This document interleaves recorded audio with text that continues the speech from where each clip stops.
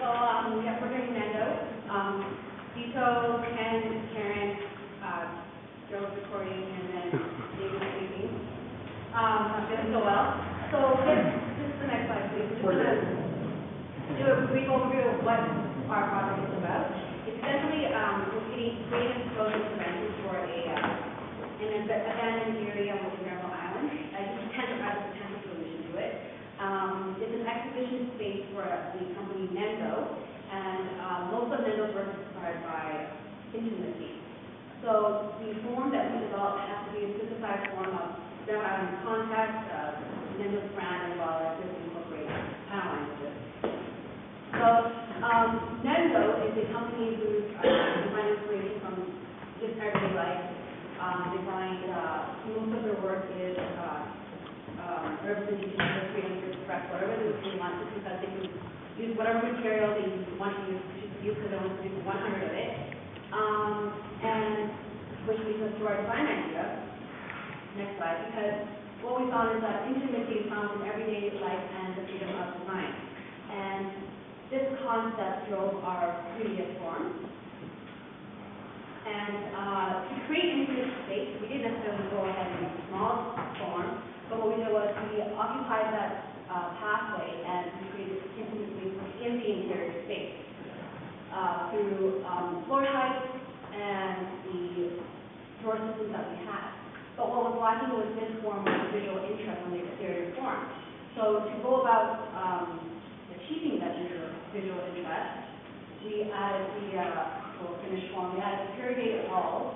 Some of the reason why it's corrugated walls in Granville Island is because Granville Island is surrounded by water, and corrugated walls is kind of a representation of the weight of the water. So we're maintaining that corrugated materials in our building as well as that coverage because it goes as long as food, just because we didn't want to make it too full like the rest of the building, just because most of Nendo's work is very neutral color. It's the work itself that's very full. So what we also did to maintain visual interest was the previous form we had two buildings on top of two floors on top of the other one. For this one we had the top floor just slightly elevated, so that it creates a visual interest as well as it creates an arcade. So it's a smooth transition from people walking from the outdoors to the indoor space. As well as we maintain these staircases just because it provides people an opportunity to walk, sit, stand, or just wait for people. And we also strategically placed the windows of the form, and we placed it based on where we thought within Granville Island is the highest human activity. So one of the angles was you would be able to see the Granville Bridge from that window up there, and this is clear to see from this, that visual graphic. Next slide. The other view that we thought was best was view towards Railsbury, and the Emily Car building. I guess that would be the front with the main entrance on top of the main. Pathways, still maintaining the pathways because we still maintain the greenery to the left because it kind of encourages people to walk in a certain direction, not with straight pathways. And the building also protrudes out a little bit, so again, adding to the experience of walking through the pathway. And the entrance.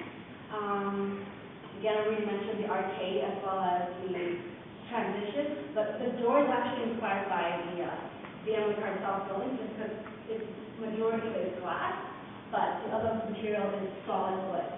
So you can actually see inside what's happening on the inside space, as well as inside see what's happening on the outside space. Okay, to take you into the interior, last week we had stairs which really drive the exterior form of our building. And what we did here was we did the same thing, we added a little bit more to it. The stairs are a little bit bigger to fit more people, and then also it creates the non-linear walkway outside, which Karen showed you earlier.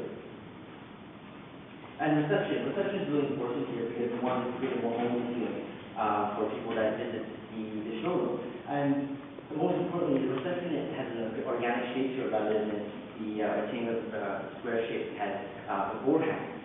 This is to make contrast and make the reception and all make notice of visitors that this reception is an important part of the building, which also connects the entire building.